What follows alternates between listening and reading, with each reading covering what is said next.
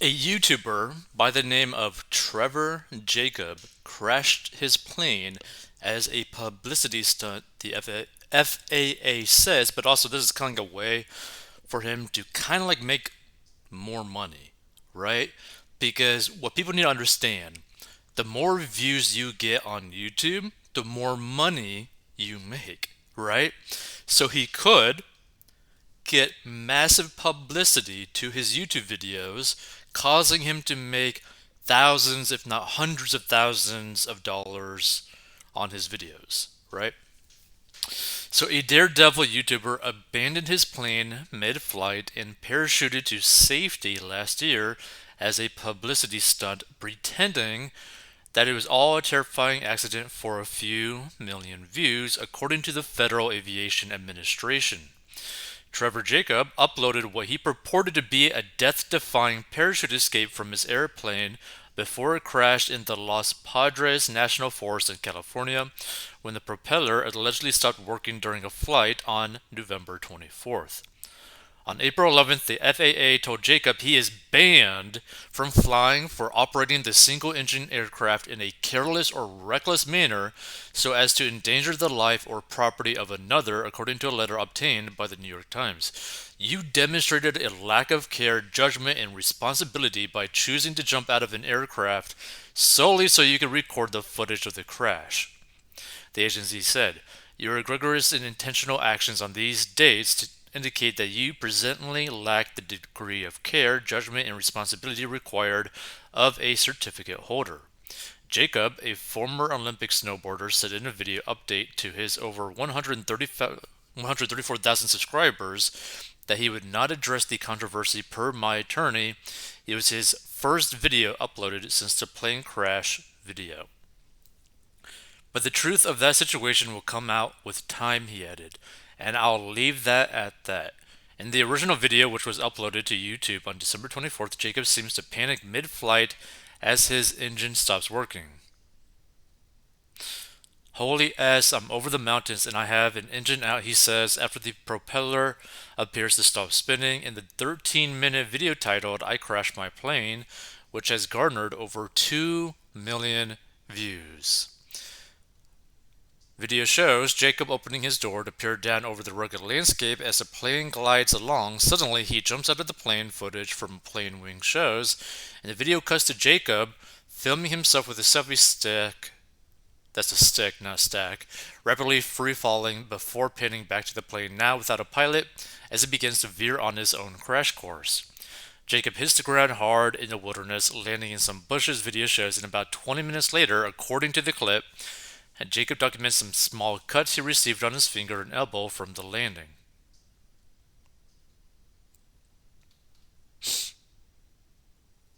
One thing's for sure, personally, I would never want to be in a small engine plane, ever. I'm just so happy to be alive. I'm just kind of taking in what happened, he says. That's why I always freaking fly with a parachute. Later in the video, he located the mangled plane, which appears totaled beyond repair. Thank you, higher power, for watching over me, he says, before taking off looking for help. According to the video, Jacob wandered for 6 hours before he found a local farmer. Immediately after he posted the video, viewers and aviation experts doubted the validity of the accident, according to the New York Times, prompting Jacob to turn off comments on the video. In their letter, the FAA claimed that he had made no effort to contact air traffic control and never tried to restart the engine or look for a place to safely land. After the crash, Jacob also recovered and then disposed of the wreckage, the agency said. Now, this is kind of like questionable, right? According to the Times, the FAA does not have the authority to prosecute Jacob, only to revoke his private pilot certificate, and he could face a civil penalty of 1,644,000 for each day he refuses to return it. Which, it's kind of crazy when you like really think about, right? Because I mean, this is kind of a situation where did this actually work out for him? So what I mean by this is like, think about it. How many views did he get in total from like after all this whole stunt, right? How much money did he even end up making from that YouTube video that he actually ended up hosting, right? Like, here's the thing. He could also just, go into his YouTube analytics, show how much money that video, that viral video he has made, or how much he has made from YouTube, like the month afterwards or a couple months afterwards, right? To show people this is how much money I made from all of this, and it's just not worth it, right? For me to lie about something like this, right? Lie about this crash, right? Because some planes can be cheap, some planes could be pretty expensive, right? And then it gets into the situation, did he have insurance on that plane, right? It's like, and the main thing is, right? People want to get viral on YouTube so that they can make more money, period. The more views you have on your stuff, the more money that you can make from sponsorships, from selling products, from just getting clicks on your videos. Now, the thing that I find the most interesting about this, right, is that he could face a civil penalty of $1,644 for each day he refuses to return it. So, if the FAA truly believes that he should be held accountable for this, right, because they believe that he lied about this crash in the context that it was shown, he could end up potentially losing all the money that he's ever made, right? All due to fines. So his potential attempt of creating like this accident, right?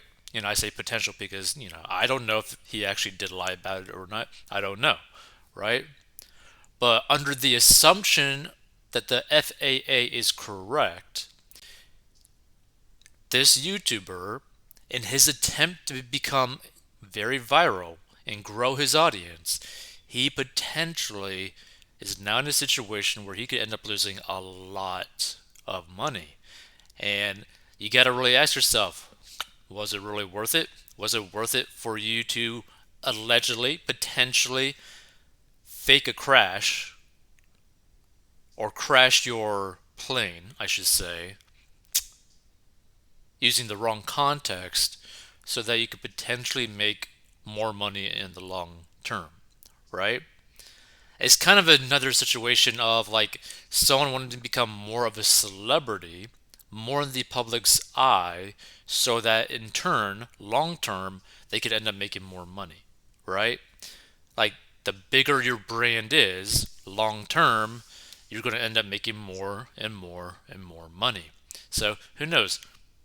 5 years from now, he could end up be doing really well, or he could be losing thousands and thousands of dollars every single month until he ends up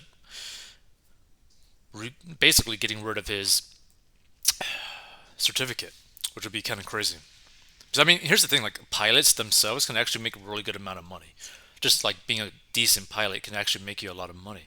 Not to mention, it takes a crazy amount of money to even become a pilot. So it's pretty crazy if you really think about it.